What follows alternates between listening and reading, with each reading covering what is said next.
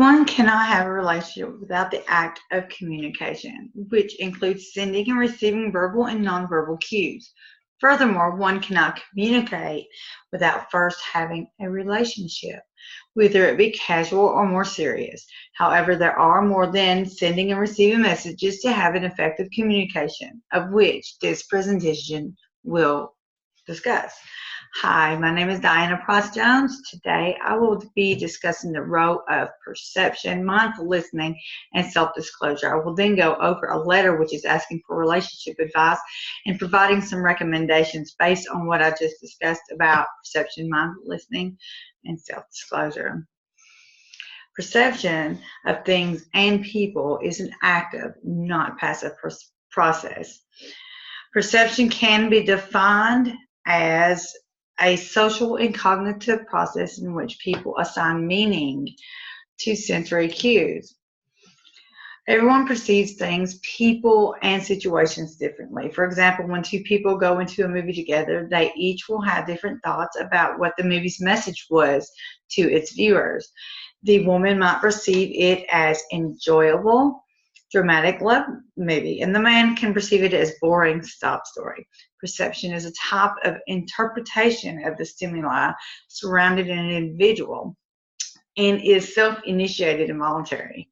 It begins with the selection of the stimuli, how much attention it is giving.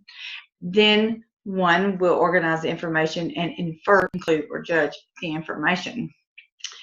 Perception occurs between different cultures and are gender specific. Women can relate more than men. Perception difficulties like fast thinking, avoiding overload, the entertainment factor, or attributional errors can affect whether one's communication is personal or impersonal. Fast thinking happens when listening to one speaking, but can think faster than the other speak. So one think other things besides what the speaker is saying, which will not give the speaker the attention she deserves. Avoiding overload is able to tune out or control one environment all of the time stimuli for. The entertainment factor is when attention is not given to the speaker because the speaker is not entertaining enough. People are so used to movies and things like that of being very active, and therefore it's not entertaining enough if it's factual conversation. Snap judgments having a lot of stereotyping, like blondes have more fun, which is an immediate inference that is not cognitively thought out. Finally, attributional errors is when people make attributions to help make sense out of someone else's behavior by assigning a cause of intention to their actions. For example, when someone arrives for a meeting, one person might think it is because they overslept. Another person thinks it is because of heavy training. So what is mindful listening? Mindfulness is the opposite of multitasking. Mindfulness is focused attention on present, and being a mindful listener can promote better interpersonal relationships. Mindful listening can be characterized as the ability to receive the spoken word accurately, retain information, sustain information, attend to one's own responses, speak, and encourage the speaker.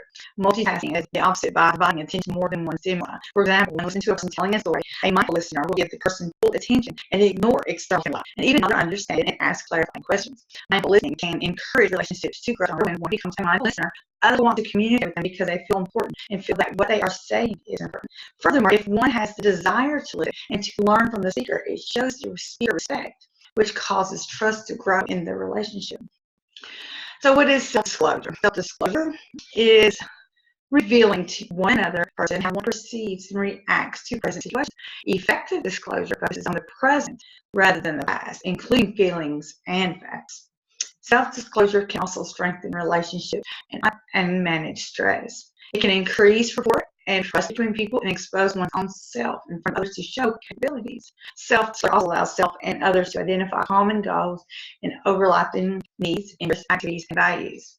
Using self-disclosure in the present tense, especially when discussing feelings, is more effective than disclosing about one's past experience. However, to get to know a person and what they are, it can be helpful to include self-disclosures from the past. Disclosing about one's past experiences, however, there must be a level of trust between the people who are disclosing about it, because it is always a risk to express about one's past, as well as one's future and present. Self-disclosure strengthens relationships because the more open one is one with others, people disclose about self and being open to others, the more trust is gained in the relationship. To be open with another person, one must be aware of who self is, accept self, and take a risk of trusting that other person to be accepted by you. The more aware a person is about his or her own perceptions, the more a person can be accepting of others' perceptions. By self-disclosing about one's likes and dislikes, one can find commonalities with others, thereby making the relationship stronger. It can also provide others with there's one's capabilities to communicate. For example, when two people meet for the first time and the topic of music comes up, very popular topic today. One can disclose how they feel about classic rock, only discover that the other person feels similar. Once the discussion progresses, both parties are aware of each other's capabilities to communicate their thoughts and feelings on the topic and can then move on to other topics. So today, again, I was going to go over a letter. This is a advice column blog, and this lady is asking for advice. There are many letters that ask for relationship advice, but this right here would be addressed today, and I will provide analysis and recommendation on how to handle the situation based on what we just discussed on perception, mindful listening, and self-disclosure. The letter reads, Dear Diana, I've been talking to a guy from work for about 2 weeks now. He's great. He's really almost too good to be true. He is funny, thoughtful, and does what he says that he is going to do. However, most of our relationship has taken place via text, average 30 texts per day. These texts are fun and flirty, but we've also shared some pretty intimate details about life events. Also, he is evasive when I try to make plans with him to meet face to face. I can tell that he likes me because he initiates the text messages and has told me that he does. But I'm wondering why he is so evasive about meeting face to face. I really like the guy and I don't want to seem like a crazy girl. But at the same time, I don't want to play games or waste my time with something that's going nowhere. To make matters more complicated, we work for the same organization but different buildings. And he outranks me on an organizational chart. He's in the secret, but I still work. I call it and tell him I don't want to see him. I'm going crazy. Well, in analyzing this letter, there is feelings that must be attention before we make a decision. Knowing someone for only 2 weeks does not necessarily mean that the couple is on an exclusive relationship. Because it is only known what is written in the letter, one cannot fully determine about what one another's intentions are for the relationship. The couple has disclosed intimate details about the self to the other. There are more written messages between the couple than verbal ones, and no face-to-face communication. The guy initiates the text messages, therefore the woman perceives that he likes her. The guy is evasive about meeting face-to-face. Why? The woman does not want to be perceived as a crazy woman that does not want to play games either. The couple work in the same organization, but in different buildings. The woman wants advice to how to handle the situation, to either call it quits or pursue the reasoning of his not wanting to meet. Although there is not a lot of information within the letter, there's something to work with. My personal perception about the letter are that the relationship is relatively new. There's no way of fully understanding the relationship intentions of the guy, although the lady wants to move forward and meet face to face. The couple has disclosed some intimate details about themselves to each other through text messaging, and exchanges have been enjoyable for the woman. The lady believes the guy likes her because of his initiating the text, but is wondering why he has been so evasive when asked for a face-to-face meeting. She does not want to be perceived as a crazy woman, but she does want to know where the relationship is going. She's concerned that because they work for the same organization, that it is why he does not want to meet. She just wants advice on whether she should call it quits or not. Okay, 2 weeks is too short of a time to determine whether a romantic relationship is solid. More time getting to know each other is my first suggestion. Have more conversations, more verbal conversations over the phone to get a better feel for one another by using mindful listening to gain and earn respect and trust. Ask questions. After disclosing information, ask clarifying questions to show that you are paying attention to the other person. And again, be patient. Have verbal conversations before the force issue of a meeting. The guy might fear new beginnings or relationships, but you know this out if because they work for the same company. If that's an issue. And another thing is that does not make snap judgments based on his evasiveness to me. Ask him to consider meeting sometime in the future after both parties are more comfortable doing so. She also needs to tell him that she does not want to be pushy about a meeting, but that she does want to know if he's considering it before she calls it quits.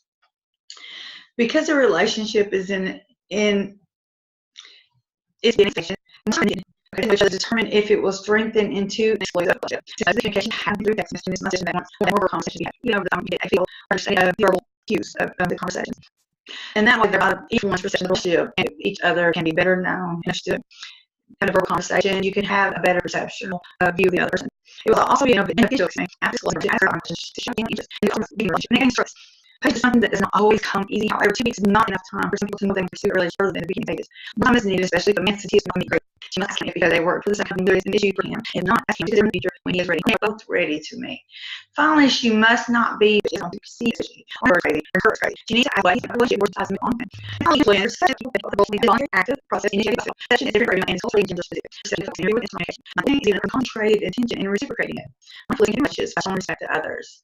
Self-disclosure is revealing thoughts, feelings, to another person in the present tense, and she reciprocates it in personal relationships. Self-disclosure will also engage us by speaking about oneself and by being accepted of the other's disclosures. It is also a found commonalities about others. The letter asking for relationship advice has been given, a recommendation of which more time is needed for the couple to determine if they want to move forward. More verbal communication is needed. Mindful listening during the conversations is required, along with when disclosing information that clarifying questions must be asked. Also, the woman needs to ask if by working for the same company, if it is an issue, plus offer to give the guy more time to become more comfortable meeting in person. The woman does not need to jump the gun and assume things might not be true. Thank you for listening. This is Diana Pryce-Jones. Bye.